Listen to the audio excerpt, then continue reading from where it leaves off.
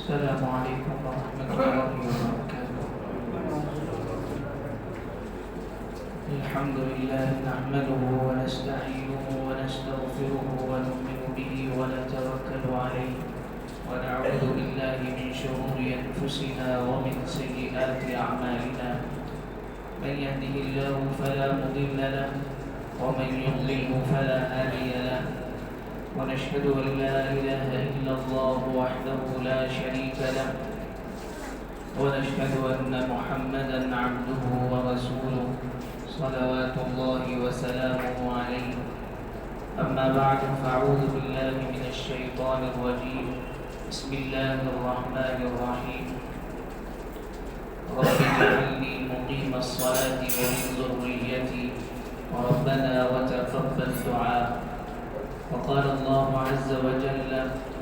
عن إسماعيل عليه الصلاة والسلام: وكان يأمر أهله بالصلاة والزكاة وكان عند ربه مرضيا. وقال الله عز وجل عن عيسى عليه الصلاة والسلام: قال إني عبد الله آتاني الكتاب وجعلني نبيا وجعلني مباركا أينما كنت وأوصاني بالصلاة والزكاة ما دمت حيا. وقال الله عز وجل عن ابن لقمان عليه الصلاة والسلام: يا بني أقم الصلاة وأمر بالمعروف وانه عن المنكر واصبر على ما أصابك إن ذلك من عزم الأمور. وقال النبي صلى الله عليه وسلم: من حافظ عليها كانت له نورا وبرهانا ونجاة يوم القيامة ومن لم يحافظ عليها لم تكن له نور ولا برهان ولا نجاة. وكان يوم القيامة مع قارون وفرعون وهامان وأبي بن خلف أو كما قال عليه الصلاة والسلام. میرے انتہائی محترم بزرگوں اور عزیز نوجوانوں، ماہ محرم کی ابتدا سے قبل آخری جمعے میں آپ حضرات کے سامنے محرم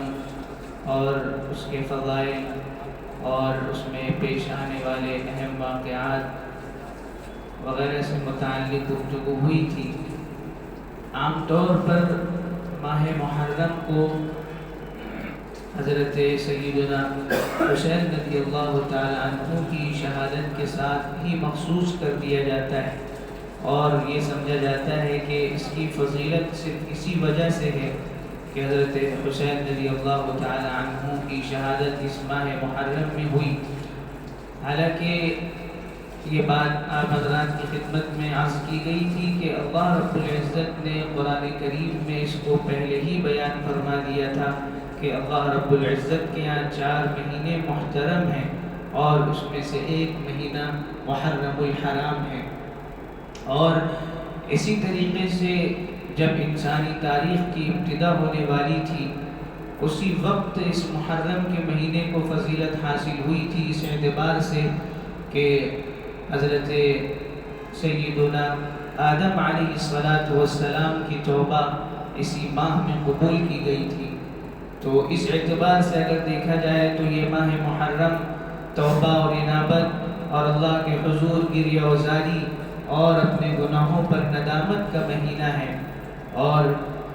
اسی طرح اللہ رب العزت کی طرف سے نجات کا یہ مہینہ ہے کہ حضرت نوح علیہ السلام کی کشتی جودی پہاڑ پر اسی مہینے میں لگی، اور حضرت موسیٰ علیہ السلام کو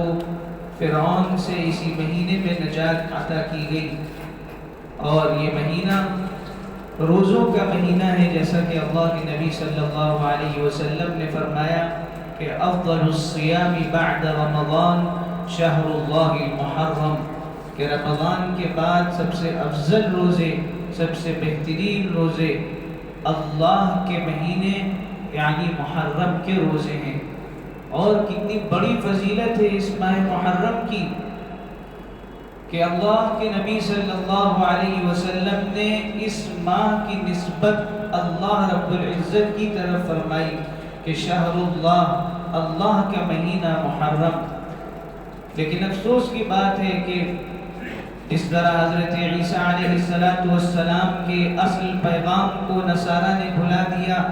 حضرت موسیٰ علیہ السلام کے اصل پیغام کو یہودیوں نے بھلا دیا، اور بسا اوقات ایسا دیکھنے کو ملتا ہے کہ جس چیز کی خاص وصیت کی گئی یا جس چیز سے خصوصاً منع کیا گیا، بعض ماننے والوں نے اسی کو کیا اور جس کے کرنے کا حکم دیا گیا تھا اس کو چھوڑ دیا۔ حضرت عیسیٰ علیہ السلام نے بار بار یہ کہا کہ میں اللہ کا بندہ ہوں، میں اللہ کی طرف سے ایک ایسی روح اور جان ہوں جو حضرت مریم علیہ السلام نے اللہ کی طرف سے ڈالی گئی تھی، لیکن اس کے باوجود نصارہ نے آپ کو اللہ کا بیٹا بنا کر کے چھوڑا۔ اسی طرح بعض ایسے لوگ ہیں جو حضرت حسین رضی اللہ تعالی عنہ کی وصیت جو آپ نے باقاعدہ اپنی ہمشیراؤں کو، اپنی بہنوں کو، اہل بیت کو کی تھی کہ میری شہادت کے بعد، کیونکہ یہ واقعہ کوئی اچانک پیش نہیں آیا تھا، اللہ کے نبی صلی اللہ علیہ وسلم کے پاس حضرت عباس رضی اللہ تعالی عنہ کی اہلیہ محترمہ ام فضل رضی اللہ تعالی عنہ خدمت میں حاضر ہوئی اور کہا کہ میں نے بڑا عجیب خواب دیکھا ہے، میں نے یہ دیکھا کہ آپ کا ایک ٹکڑا میری گود میں آ کر کے گرا ہے اور اس خواب کی وجہ سے میں بڑی بے چین ہوں۔ تو آپ نے فرمایا کہ نہیں، یہ تو خوشخبری ہے کہ حضرت فاطمہ رضی اللہ تعالی عنہ کے یہاں ولادت ہوگی، اور اس خواب کے بعد حضرت حسین رضی اللہ تعالی عنہ کی ولادت ہوئی، اور جو ٹکڑا ان کی گود میں آ کر گرا تھا اس کی تعبیر یہ ہوئی کہ حضرت حسین رضی اللہ تعالی عنہ کی دائی ام فضل جو جنہوں نے خواب دیکھا تھا انہیں دودھ پلانے کا شرف حاصل ہوا۔ ایک موقع پر اللہ کے نبی صلی اللہ علیہ وسلم تشریف فرما تھے اور حضرت حسین رضی اللہ تعالی عنہ کو اللہ کے نبی صلی اللہ علیہ وسلم کی گود مبارک میں ام فضل رضی اللہ تعالی عنہ نے دیا۔ اس کے بعد میں اچانک سے جب آپ ادھر متوجہ ہوئی تو دیکھا اللہ کے نبی صلی اللہ علیہ وسلم کی آنکھوں سے آنسو جاری ہیں۔ تو آپ نے پوچھا کہ اللہ کے نبی صلی اللہ علیہ وسلم کیا معاملہ ہے؟ فرمایا کہ میرا یہ بچہ، اس کو میری امت ہی قتل کرے گی، اور جبرائیل علیہ السلام نے مجھے اس سرزمین کی جس جگہ پر ان کو شہید کیا جائے گا وہاں کی مٹی لا کر دکھائی جو ان کے خون میں لت پت تھی اور وہ مٹی سرخ ہو رہی تھی۔ یہ بات پہلے سے طے ہو چکی تھی اللہ رب العزت کے یہاں، اور حضرت حسین رضی اللہ تعالی عنہ بھی خوابات دیکھ چکے تھے، اور جب آپ نے دیکھا تھا کہ موجودہ حکومت جو ظالم ہے اور جس کے دور میں سنتوں کو مٹایا جا رہا ہے اور بدعات کو پھیلایا جا رہا ہے، تو اسی وجہ سے آپ نے بیعت نہیں فرمائی اور کوفہ کی طرف روانہ ہوئے کہ اس سے جا کر کے ملاقات کریں اور اس کو امر بالمعروف اور نہی عن المنکر کریں، یعنی اس کو اس بدعات سے روکیں اور اس کو نیکیوں کا حکم دیں۔ لیکن اس نے حضرت حسین رضی اللہ تعالی عنہ کا مقام حاجر پر گھیراؤ کروا دیا، وہیں پر آپ کو محصور کر دیا، گھیر لیا گیا آپ کو۔ آپ نے کہا کہ مجھے جنگ نہیں مقصود ہے، مجھے آگے جانا ہے اور جا کر کے ان سے بات کرنی ہے، یا پھر مجھے موقع دیا جائے کہ مدینے میں واپس چلا جاؤں، یا پھر مجھے کسی بھی سرحد پر چھوڑ دیا جائے، وہاں کے لوگ آ کر کے مجھے لے جائیں گے۔ لیکن میرے عزیزوں، یہ جو دولت کا نشہ ہوتا ہے اور حکومت کا نشہ ہوتا ہے، آپ تصور نہیں کر سکتے ہیں کہ نواز رسول اور اہل بیت کے ساتھ جو بھی معاملات کیے گئے ہیں وہ دلائل دے کر کے کیے گئے ہیں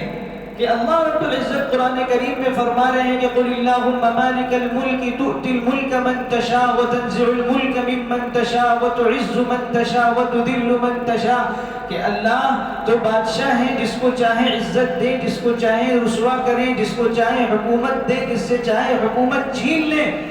یہ دلیل ظالم لوگ دے رہے ہیں کہ ہم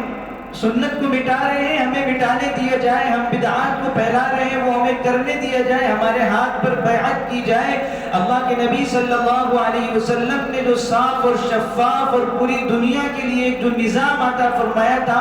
اس کو ہم بادشاہت میں تبدیل کر رہے ہیں، وہ ہمیں کرنے دیا جائے۔ اور دلیل یہ دی جا رہی ہے کہ اللہ جسے حکومت چاہتا ہے دیتا ہے، اور جس سے چاہتا ہے حکومت چھین لیتا ہے۔ اس لیے حکومت ہمیں ملی ہے تو آپ بیعت کر لیں، آپ کیوں مخالفت کر رہے ہیں؟ نواسۂ رسول، جگر گوشہ رسول، جن کے خاطر اللہ کے نبی صلی اللہ علیہ وسلم نے سجدہ لمبا کر دیا۔ صحابہ کرام نے نماز کے بعد پوچھا کہ حضور کیا کوئی وحی آئی ہے، کوئی حکم آیا ہے، سجدہ لمبا کر دیا گیا ہے؟ آپ نے فرمایا کچھ بھی نہیں ہوا ہے، صرف میرا لخت جگر میری پیٹھ پر سوار ہو گیا تھا، اس کے خیال میں میں نے اپنے سجدے کو لمبا کر دیا۔ اللہ کے نبی صلی اللہ علیہ وسلم ان کے ساتھ کھیل رہے ہیں، ان کو پیار کر رہے ہیں، ان کو چوم رہے ہیں، اور دونوں کی کشتی ہو رہی ہے، حسن اور حسین رضی اللہ عنہما کی، اور اس کو دیکھ رہے ہیں اور کہہ رہے ہیں حسن حسین شاباش شاباش، اور کوشش کرو، اور کوشش کرو۔ حضرت فاطمہ رضی اللہ عنہا نے کہا کہ آپ ایک کو شاباشی دے رہے ہیں، دوسرے کو نہیں، کہا دوسرے کو جبرائیل شاباشی دے رہے ہیں، اور میں ایک کو شاباشی دے رہا ہوں، دوسرے کو جبرائیل شاباشی دے رہے ہیں۔ پھر آپ نے فرمایا کہ ہما سیدہ شباب اہل الجنہ، یہ جنت کے نوجوانوں کے سردار ہیں، اور فرمایا کہ ہما ریحانتایا من الدنیا، یہ میرے دنیا کے یہ دونوں پھول ہیں۔ ایسی محبت، ایسی شفقت کہ ان کو گود میں لے کر کے فرمایا کہ اللہ میں ان سے محبت کرتا ہوں، اور آپ بھی ان سے محبت کریے، اور جو ان سے دشمنی کرے اللہ آپ ان سے دشمنی کریے۔ لیکن جب انہوں نے یہ فرمایا کہ بھائی بدعات کو پھیلایا جا رہا ہے اور رسومات کو عام کیا جا رہا ہے، سنتوں کو مٹایا جا رہا ہے، انہوں نے اہل کوفہ کو خط لکھا کہ اس میں میرا ساتھ دو، لیکن ان ظالموں نے ناانصافی کی اور بے وفائی کا معاملہ کیا اور ساتھ نہیں دیا۔ ایک مرتبہ حضرت ابن عمر رضی اللہ عنہ کی خدمت میں ایک شخص حاضر ہوا اور کہنے لگا کہ اے ابن عمر، یہ مچھر کے خون کا کیا حکم ہے؟ تو آپ نے پوچھا کہ تم کہاں سے ہو؟ اس نے کہا انا من اہل العراق، میں اہل عراق میں سے ہوں۔ حضرت عبداللہ ابن عمر رضی اللہ عنہ نے فرمایا کہ اس کو دیکھو، یہ مچھر کے خون کے حکم کے بارے میں پوچھ رہا ہے، یعنی حالت احرام میں اگر مچھر کا خون لگ جائے تو اس کا کیا حکم ہوگا، جبکہ انہوں نے نواز رسول کو شہید کر دیا۔ تو پھر نواز رسول نے جب وہاں پر گئے اور پھر ان کا محاصرہ کیا گیا، پورا وہ واقعہ پیش آیا، آپ نے یہ کہا تھا، باقاعدہ یہ کہا تھا اپنے ہمشیراؤں سے اور بہنوں سے کہ میری شہادت ہوگی، اور میری شہادت کے بعد ماتم مت کرنا، میری شہادت کے بعد میں گریباں مت پھاڑنا، میری شہادت کے بعد میں چیخ و پکار اور آہ و بکا مت کرنا۔ لیکن کچھ ایسے لوگ ہوتے ہیں جو دعوے محبت کرتے ہیں اور وہ عمل کرتے ہیں جس سے ان کو تکلیف پہنچے۔ حضرت حسین رضی اللہ تعالی عنہ سے جو لوگ سب سے زیادہ محبت کا دعویٰ کرتے ہیں، سب سے زیادہ تکلیف دینے والے وہی لوگ تھے، یہ اپنے جرم کو چھپانے والے مجرم ہیں۔ اللہ رب العزت نے ان کے اوپر اس عذاب کو دنیا میں مسلط کر دیا ہے کہ اپنے آپ کو یہ تکلیف دیتے رہیں، اور ہرگز کسی بھی مسلمان کے لیے یہ جائز نہیں ہے، درست نہیں ہے کہ کسی بھی حیثیت سے ان چیزوں میں، ان امور میں شریک ہو۔ میں اسی لیے اتنا مختصر ان چیزوں کو بیان کر رہا ہوں کیونکہ علماء نے یہ تک لکھا ہے کہ روافض سے مشابہت کی وجہ سے محرم میں ذکر شہادت حسین کرنے سے بھی بچنا چاہیے، جیسا کہ اللہ کے نبی صلی اللہ علیہ وسلم نے فرمایا تھا کہ آئندہ سال میں اگر زندہ رہا تو میں 10ویں محرم کے ساتھ، عاشورہ کے ساتھ نبی محرم کا بھی روزہ رکھوں گا۔ اور اسی وجہ سے کہ یہود سے مشابہت نہ ہو. اس سے پہلے بھی میں نے یہ بات عرض کی تھی کہ من تشبہ بقوم فہو منہم، جو کسی قوم سے مشابہت اختیار کرے گا وہ انہی میں سے ہوگا. اللہ کے نبی صلی اللہ علیہ وسلم نے یہاں تک فرمایا کہ یہ اپنے بالوں کو رنگ نہیں کرتے تو اپنے بالوں کو رنگ کرو.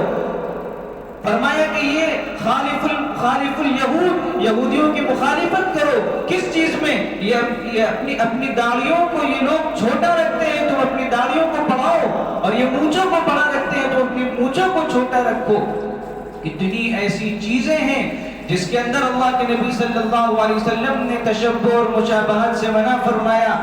ہمیں یہ قسم کھا لینی چاہیے کہ اللہ نے ہمیں اسلام جیسا خوبصورت جو مذہب عطا فرمایا ہے، جس کے پاس اپنا تہذیب ہے، اپنی تہذیب ہے، اپنا تمدن ہے، اپنی ثقافت ہے، اپنا ایک لائف آف اسٹائل ہے، اپنا ایک طریقہ ہے. ہمیں ضرورت ہی نہیں ہے کہ ہم سائل بن کر کے کسی اور دوسرے مذہب کے سامنے ہاتھ پھیلا کر ان کی کسی بھی چیز کو اختیار کریں.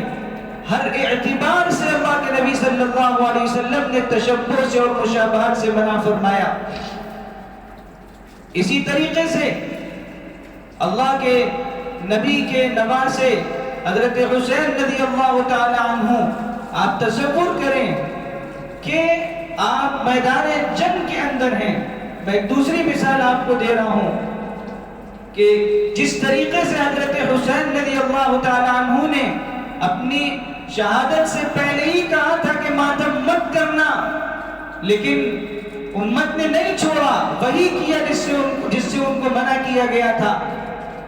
اسی طرح ایک پیغام اللہ کے نبی صلی اللہ علیہ وسلم نے بھی اپنے وفات کے وقت دیا تھا، امت نے اس کو بھی چھوڑا.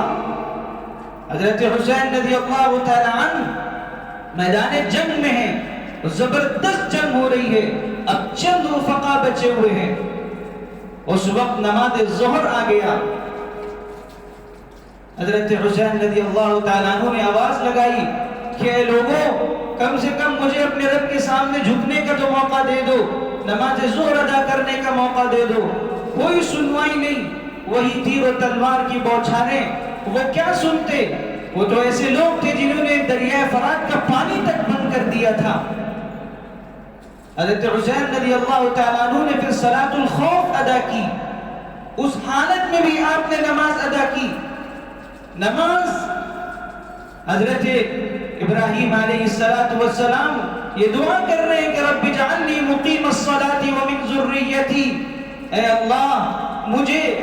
اور میری ذریت کو نماز کو قائم کرنے والا بنا دیجئے. پھر حضرت اسماعیل علیہ السلام کی اللہ رب العزت نے تعریف فرمائی، کان یأمر اہلہ بالصلاۃ، کہ حضرت اسماعیل علیہ السلام اپنے گھر والوں کو نماز کا حکم دیتے تھے. پھر اس کے بعد میں حضرت لقمان علیہ السلام کی نصیحت کو ذکر فرمایا، یا بنی اقم الصلاۃ وامر بالمعروف وانہ عن المنکر، کہ اے میرے پیارے بیٹے نماز کو قائم کرو اور امر بالمعروف اور نہی عن المنکر کرو. یہی وہ بات تھی جو اللہ کے نبی صلی اللہ علیہ وسلم نے اپنے وفات کے وقت امت سے تاکید کے ساتھ کہی تھی کہ الصلاۃ وما ملکت ایمانکم، کہ میری امت نماز کو مت چھوڑنا. آج ہم اپنی صورتحال دیکھ لیں کہ جمعے کے دن 3 جماعتیں اور باقی اوقات میں مسجد مکمل نہیں بھر رہی ہے. پورا علاقہ مسلمانوں کا علاقہ ہے. اگر نماز کے ساتھ ہمارا یہ معاملہ ہوگا جس کے بارے میں اللہ کے نبی صلی اللہ علیہ وسلم نے فرمایا، من ترک الصلاۃ متعمدا فقد کفر، جو جان بوجھ کر نماز چھوڑ دے اس نے کافروں والا عمل کیا. بین الاسلام والکفر ترک الصلاۃ، اسلام اور کفر کے درمیان جو چیز ہے وہ نماز کو چھوڑ دینا ہے. اسی سے فرق ہوتا ہے. اللہ کے نبی صلی اللہ علیہ وسلم نے فرمایا کہ من حافظ علیہا، جو نماز کی حفاظت کرے گا، پابندی کرے گا، تو یہ نماز قیامت کے دن اس کے لیے نور ہوگی، اللہ کے یہاں برہان اور دلیل ہوگی اور نجات کا ذریعہ ہوگی. اور جو یہ نمازوں کی پابندی نہیں کرے گا تو اللہ رب العزت کے یہاں اس کے لیے کوئی نور نہیں ہوگا، اس کے لیے کوئی اس کے مسلمان ہونے کی دلیل نہیں ہوگی اور نجات کا کوئی راستہ نہیں ہوگا نماز کے بغیر. اور اس کا حشر حامان کے کے ساتھ، فرعون کے ساتھ، قارون کے ساتھ اور ابی بن خلف کے ساتھ ہوگا۔ ہم یہ تصور کرتے ہیں کہ ہم مسلمان ہیں اور ہمیں ستایا جا رہا ہے اور ہمارے ساتھ یہ معاملات کیے جا رہے ہیں، ظلم و ستم کیا جا رہا ہے۔ کبھی ہم بھی یہ تصور کریں کہ روزانہ 5 وقتوں میں ہمارا رب کے ساتھ کیا معاملہ ہے؟ ہم کتنا اللہ کے حضور حاضر ہو کر اللہ سے لو لگاتے ہیں کہ جو ہماری پکار کو اللہ سنے۔ فویل للمصلین، اللہ خود کہہ رہے ہیں کہ تباہی اور بربادی ہو ان نمازیوں کے لیے جو نماز پڑھ رہے ہیں لیکن غفلت کے ساتھ نماز پڑھ رہے ہیں۔ تو جو نماز ہی نہیں پڑھ رہے ہیں خدا نخواستہ، تو ان کے ساتھ کیا معاملہ ہوگا؟ مزاج ختم ہوتا چلا جا رہا ہے۔ یہاں اللہ کے نبی صلی اللہ علیہ وسلم کو حکم دیا جا رہا ہے کہ وَأْمُرْ أَهْلَكَ بِالصَّلَاةِ، کہ اپنے گھر والوں کو نماز کا حکم دیجئے۔ کیا اہل بیت کو بھی اس کی ضرورت تھی کہ ان کو حکم دیا جاتا؟ نہیں، ماحول کو اور مزاج کو اور اہمیت کو اور عظمت کو اور قدر و منزلت کو باقی رکھنے کے لیے اللہ کے نبی کو یہ حکم دیا گیا کہ آپ اہل بیت کو حکم دیجئے، اور فرمایا کہ وَاسْتَبِرْ عَلَيْهَا، اور خود بھی اس پر جم جائیے۔ لا نسألک رزقا، روزی کی پرواہ مت کیجئے، نحن نرزقک، روزی کی ذمہ داری میری ہے۔ وما من دابة إلا على الله رزقها، وما من دابة في الأرض إلا على الله رزقها، جو بھی زمین میں زندہ ہے وہ رہنے والا ہو یا چلنے والا ہو یا دوڑنے والا ہو، جو بھی اس زمین پر سانس لے رہا ہے یا فضا میں اڑ رہا ہے، اس کی روزی کی ذمہ داری اللہ رب العزت کے ہاتھ میں ہے۔ اللہ کو اپنا کام کرنے دیا جائے، جو ہمارے ذمہ ہے اس ذمہ داری کو ہم ادا کریں۔ اللہ رب العزت کی مدد، اللہ رب العزت کی نصرت، اللہ رب العزت کی طرف سے سکون اور عافیت اور اطمینان کے راستے کھلتے ہوئے ہمیں نظر آئیں گے۔ لیکن خدا نخواستہ اگر نماز جیسی عبادت کے ساتھ تساہلی ہوگی، اتنی تساہلی کہ جو لوگ نماز پڑھنے بھی آ رہے ہیں وہ فجر کے وقت دبے پاؤں آ رہے ہیں کہ کہیں گھر میں بچوں کی آنکھ نہ کھل جائے، بیوی کی آنکھ نہ کھل جائے۔ قسم با خدا وہ شوہر بے وفا ہے اپنی بیوی کے لیے، جو نماز کے لیے اپنی بیوی کو فجر کے وقت میں جگائے نا، اور وہ بیوی بے وفا ہے، دشمن ہے اپنے شوہر کی، جو نماز کے لیے اٹھا کر کے نہ بھیجے اور چوک کے لیے دھتکار کر کے باہر بھیجے۔ بے وفا ہے وہ والدین جو اپنے بچوں کو نماز کے لیے نہ اٹھائیں اور پڑھنے کے لیے اسکول لے کر کے جائیں۔ ایسی افسوس کی بات ہے کہ وہ شخص ہمارے نزدیک مجرم ہے جو ہماری بات نہیں مان رہا ہے، ہمارا کہنا نہیں مان رہا ہے، ہمیں کما کر لا کر نہیں دے رہا ہے۔ وہ اولاد ناکام ہے، لیکن وہ اولاد مجرم نہیں ہے جو اللہ کے حضور حاضر ہونے سے انکار کرتی ہے اور جو نمازیں ادا نہیں کرتی ہے، جو اللہ کے حکموں کو پورا نہیں کرتی ہے، وہ ہمارے نزدیک مجرم نہیں ہے۔ اتنے افسوس کی بات ہے۔ محبت کا، الفت کا، ہمدردی کا، وفاداری کا تقاضا یہ تھا کہ جس طرح سے ہم اپنے کسی بھی عام انسان کو آگ میں جلتا ہوا نہیں دیکھ سکتے، تو ہم کیسے یہ برداشت کر لیتے ہیں کہ ہمارا پورا گھر نماز چھوڑنے کی آگ میں جل رہا ہو اور ہم سکون سے نماز پڑھنے مسجد کے اندر آ جائیں یا ہم خود بھی نماز نہ پڑھیں۔ اگر ایک ہمارا بچہ خدا نخواستہ اگر آگ کے قریب بھی ہوتا ہے تو ہم توڑ جاتے ہیں۔ اتنی ساری سینکڑوں نمازیں پوری زندگی کے اندر اگر ضائع ہو رہی ہیں تو یہ ہماری اولادیں کہاں جائیں گی، ہماری بیوی کہاں جائے گی، ہماری ماں کہاں جائے گی، ہمارے والد کہاں جائیں گے؟ یہ دنیا کی آگ تو چند منٹوں کی ہوتی ہے، وہ تو ہمیشہ کی آگ ہے۔ فی جنات یتساءلون عن المجرمین ما سلککم فی سقر قالوا لم نک من المصلین۔ جنت میں جنتی پوچھیں گے مجرموں کے بارے میں کیا ہوا، یہ دوزخ میں کیوں ہو؟ تو وہ کہیں گے لم نک من المصلین ما سلککم فی سقر، سقر نامی جہنم میں کس جرم میں تم کو ڈالا گیا ہے؟ قالوا لم نک من المصلین، ہم نمازی نہیں تھے، اس لیے سفر میں ڈالا گیا۔ کامیابی کا دار و مدار اللہ رب العزت نے 18ویں پارے میں سورۃ المؤمنین کی ابتدا میں بیان فرما دیا۔ قد افلح المؤمنون الذین هم فی صلاتهم خاشعون، کامیاب وہ مومن ہیں جو اپنی نماز میں خشوع اور خضوع اختیار کرنے والے ہیں۔ نماز بھی کیسی ہو، خشوع اور خضوع، ورنہ پھر فویل للمصلین الذین هم عن صلاتهم ساہون الذین هم یراؤون، کہ پھر تو تباہی اور بربادی ہے ایسی نمازوں کے لیے جو نماز سے غافل ہے، کبھی پڑھی کبھی نہیں پڑھی، کبھی پڑھی بھی تو ایسی پڑھی کہ پتہ نہیں کہ پڑھی کہ نہیں پڑھی۔ ان الصلاۃ تنہی عن الفحشاء والمنکر، زندگی میں اگر اخلاق صحیح نہیں، زندگی میں اگر معاملات صحیح نہیں ہے، زندگی میں اگر سکون نہیں ہے، تو صرف اور صرف اس کی ایک وجہ، سب سے بڑی وجہ کہہ لیجئے کہ وہ نماز ہے، کیونکہ اللہ رب العزت نے فرمایا کہ نماز برائیوں سے، فواحش سے، منکرات سے روکتی ہے۔ اگر نماز نہیں روک رہی ہے تو اس کا مطلب دو ہی صورتیں ہو سکتی ہیں کہ یا تو زندگی میں نماز ہے نہیں، یا پھر اگر ہے تو وہ نماز جیسی نہیں ہے۔ جو حقیقت میں نمازی ہوگا اس کے اخلاق بڑے کریمانہ ہوں گے، کیوں؟ کیونکہ اس کے اندر تواضع ہوگا، وہ 5 وقت اللہ کے اپنے رب کے سامنے کھڑا ہوتا ہوگا مجرم بن کر کے، اور جو مجرم اپنے جو احساس جرم کے ساتھ زندگی گزارتا ہے اس کے اندر کبر نہیں ہو سکتا۔ جس کی نماز صحیح ہوگی، جو اپنے اللہ کے سامنے مجرم احساس جرم کے ساتھ کھڑا ہو رہا ہوگا، اس کے اندر کبر نہیں ہو سکتا، اس کے اخلاق بڑے اعلیٰ ہوں گے۔ جسے احساس ہوگا کہ مجھے اپنے رب کے سامنے اسی طرح کھڑا ہونا ہے جس طرح میں آج یہاں کھڑا ہوں، وہ اپنے رب سے جو ناز و راز و نیاز کر رہا ہے وہ اسی احتساب کے ساتھ اور اس احساس کے ساتھ کر رہا ہے کہ کل قیامت میں ہم سے حساب و کتاب ہونے والا ہے۔ تو جو اس احساس کے ساتھ نماز ادا کر رہا ہوگا اس کے معاملات خراب نہیں ہو سکتے۔ جس کے اخلاق خراب ہیں، معاملات خراب ہیں، زندگی میں سکون نہیں ہے، یا تو خدا نخواستہ نماز نہیں ہے، یا پھر اگر نماز ہے تو نماز جیسی نہیں ہے۔ اس لیے میرے عزیزوں، شہادت حسین کے پیغامات میں سے ایک اہم پیغام یہ ہے کہ جب وقت نماز آیا، جنگ میں جب وقت نماز، عین وقت نماز آیا تو روح زمیں ہو گئی قوم حجاز۔ کہ جنگ میں جب نماز کا وقت آیا سجدے میں گر گئے۔ کیا پیغام حسین نے دیا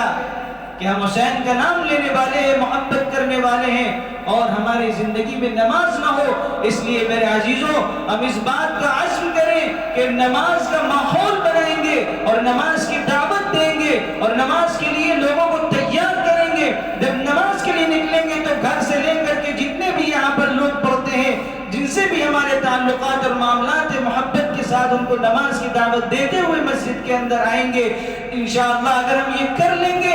تو یہ مسجد چھوٹی پڑے گی۔ اس طرح جمعے میں 3 نمازوں کی ضرورت پڑتی ہے، اس طرح سے ہر نماز میں بلکہ اس سے زیادہ کی ضرورت پڑے گی۔ اللہ رب العزت ہم سب کو عمل کرنے کی توفیق عطا فرمائے۔ وآخر دعوانا الحمدللہ رب العالمین۔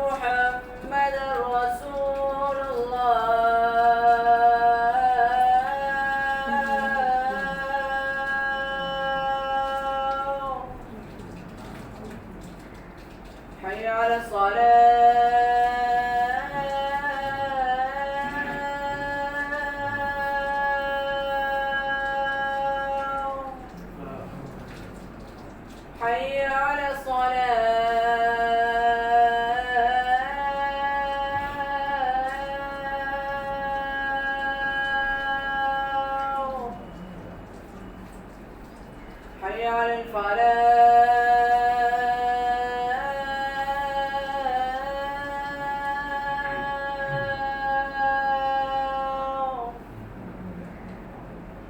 حي على الفلاح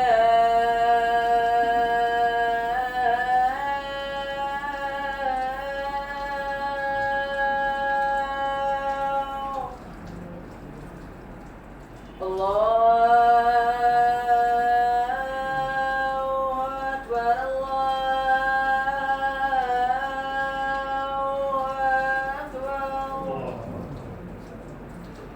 لا إله إلا الله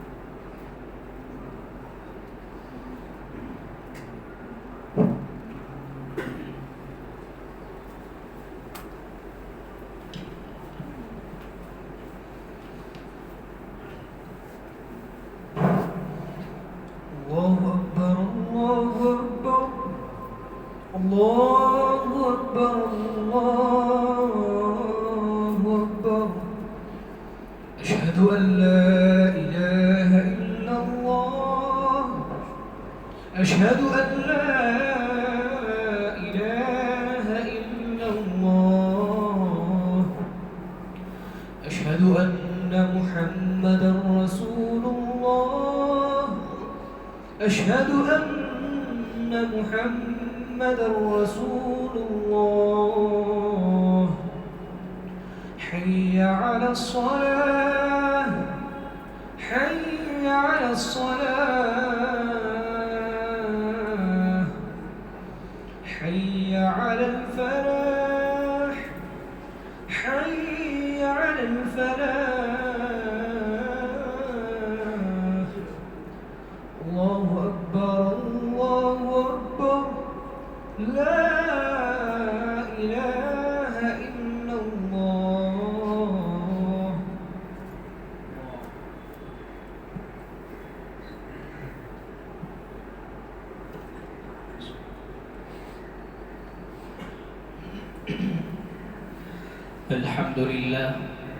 الحمد لله نحمده ونستعينه ونستغفره ونؤمن به ونتوكل عليه ونعوذ بالله من شرور أنفسنا ومن سيئات أعمالنا من يهده الله فلا مضل له ومن يضلله فلا هادي له ونشهد أن لا إله إلا الله وحده لا شريك له ونشهد أن محمدا عبده ورسوله صلوات الله وسلامه عليه أما بعد فيا أيها الناس أولا أوصيكم ونفسي المقصرة بتقوى الله عز وجل فإن التقوى هي ملاك الحسنات وبالتقوى يزداد الإنسان قربا ومنزلة عند الله سبحانه وتعالى والتقوى هي السلاح الوحيد الذي يتسلح المرء المؤمن في معركة الحياة التي تدور بين أهل الحق والباطل أيها الناس هنالك كثير من الآيات والأحاديث النبوية التي تدل على أن للصلاة أهمية جليلة ومكانة مرموقة وفضيلة جليلة في الإسلام وكذلك هي أول ركن من أركان الإسلام بعد الشهادتين كما قال النبي صلى الله عليه وسلم بني الإسلام على 5 شهادة أن لا إله إلا الله وأن محمد رسول الله وإقام الصلاة وكذلك الصلاة هي علامة الإسلام وهي علامة المسلمين وهي فارقة بين الكفر والإسلام كما قال النبي صلى الله عليه وسلم بين الكفر والإسلام ترك الصلاة فمن أقامها فقد أقام الدين ومن هدمها فقد هدم الدين وقال النبي صلى الله عليه وسلم من ترك الصلاة متعمدا فقد كفر وقال الله عز وجل حافظوا على الصلوات والصلاة الوسطى فأيها المسلمون لا بد لنا أن نحافظ على الصلوات وعلى إقامتها وأن ندعو الناس إلى إقامة الصلاة ومحافظة الصلاة وأن نأمر أهلنا بالصلاة وأن نصطبر على الصلاة كما أمر النبي صلى الله عليه وسلم أهله بالصلاة وكما قال عيسى بن مريم عليه الصلاة والسلام آتاني الكتاب وجعلني نبيا وجعلني مباركا أينما كنت وأوصاني بالصلاة والزكاة ما دمت حيا وكما قال الله عز وجل أن إسماعيل عليه الصلاة والسلام كان يأمر أهله بالصلاة والزكاة وكان عند ربه مرضيا أقول قولي هذا وأستغفر الله لي ولكم ولسائر المسلمين من كل ذنب فاستغفروه إنه هو الغفور الرحيم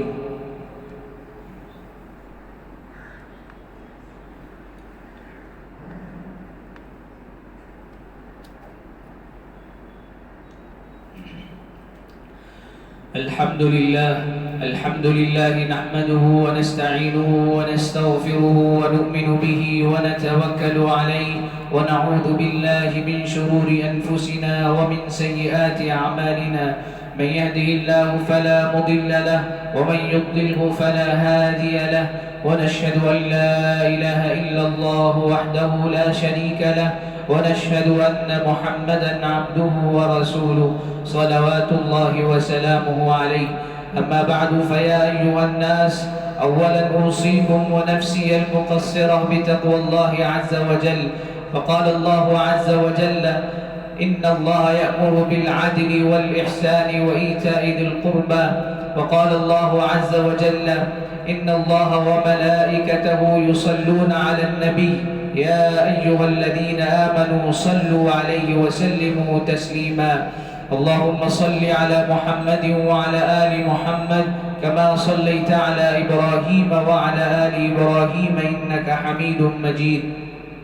اللهم بارك على محمد وعلى آل محمد كما باركت على إبراهيم وعلى آل إبراهيم إنك حميد مجيد وعلى الخلفاء الراشدين المهديين وعلى العشرة المبشرة بالجنة وعلى جميع الصحابة والتابعين لهم بإحسان إلى يوم الدين اللهم إنا نسألك رضاك والجنة ونعوذ بك من سخطك والنار اللهم إنا نسألك حبك وحب من يحبك وحب عمل يقربنا إلى حبك اللهم انصر من نصر دين محمد صلى الله عليه وسلم واجعلنا منهم واخذل من خذل دين محمد صلى الله عليه وسلم ولا تجعلنا منهم عباد الله رحمكم الله إن الله يأمر بالعدل والإحسان وإيتاء ذي القربى وينهى عن الفحشاء والمنكر والبغي يعظكم لعلكم تذكرون اذكروا الله العلي العظيم يذكركم واشكروا على نعمه يزدكم ولذكر الله تعالى أعلى وأولى وأعز وأجل وأتم وأهم وأعظم وأكبر والله يعلم ما تصنعون وأقيموا الصلاة صفوں کو درست فرما لیں نماز کے دوران موبائل بند رکھنا چاہیے اور خطبے کے دوران موبائل کا استعمال بالکل نہیں کرنا چاہیے خطبے کے درمیان اگر کوئی کسی کو چپ بھی کرائے تو اس کی بھی ممانعت آئی ہے اور چٹائی کی تیلی سے اور اس سے بھی کوئی اگر کھیلے تو اس کی بھی ممانعت آئی ہے اس لیے اس سے احتیاط کرنا چاہیے صفوں کو درست فرما لیں مل کر کھڑے ہوں پنجے قبلے کے رخ کی طرف کر لیں اور موبائل بند کریں الله أكبر الله أكبر الله أكبر الله أكبر أشهد أن لا إله إلا الله أشهد أن لا إله إلا الله أشهد أن محمد رسول الله أشهد أن محمد رسول الله حي على الصلاة حي على الصلاة حي على الفلاح حي على الفلاح قد قامت الصلاة قد قامت الصلاة الله أكبر لا إله إلا الله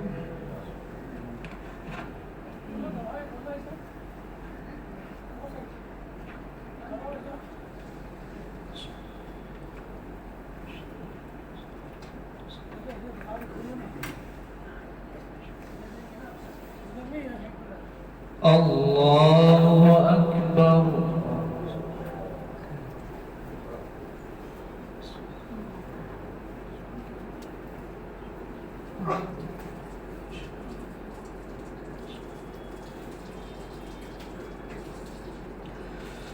الحمد لله رب العالمين الرحمن الرحيم مالك يوم الدين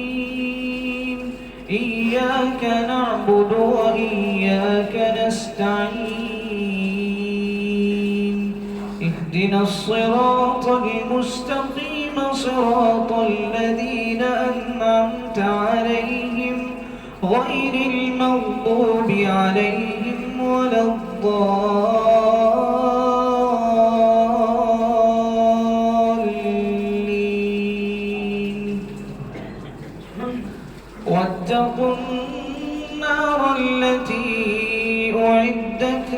الكافرين وأطيعوا الله والرسول لعلكم ترحمون وسارعوا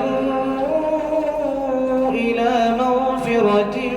من ربكم وجنة عرضها السماوات والأرض أعدت للمتقين الذين ينفقون في السراء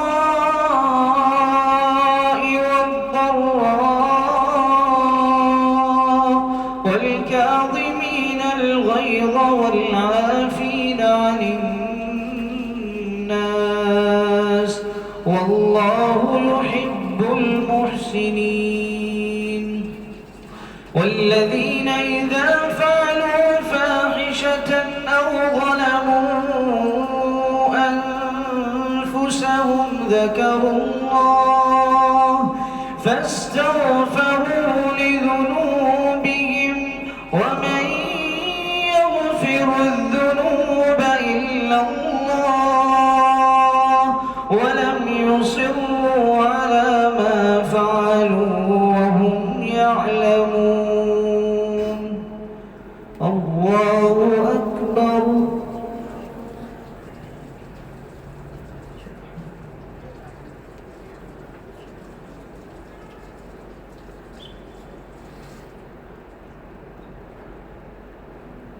سمع الله لمن حمده الله أكبر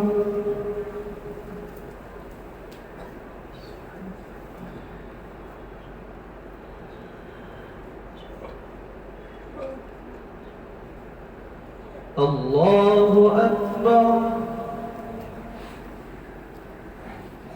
الله أكبر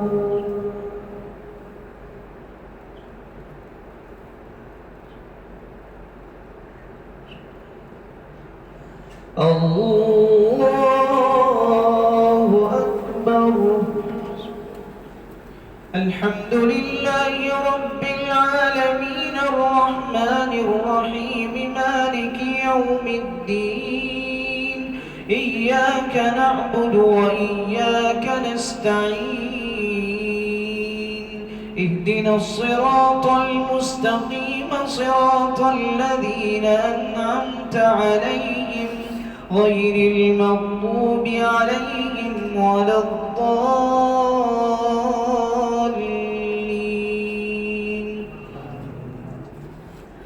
أفحسبتم أنما خلقناكم عبثا وأنكم إلينا لا ترجعون فتعالى الله الملك الحق لا إله إلا هو رب العرش الكريم ومن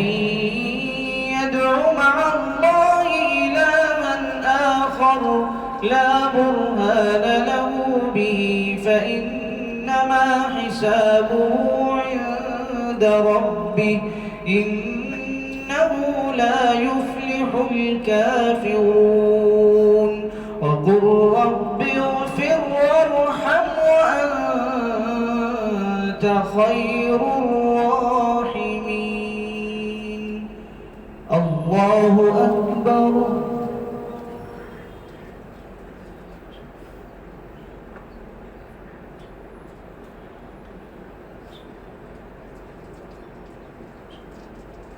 سمع الله لمن حمده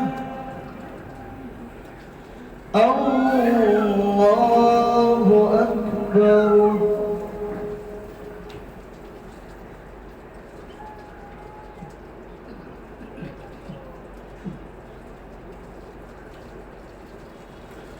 الله أكبر الله أكبر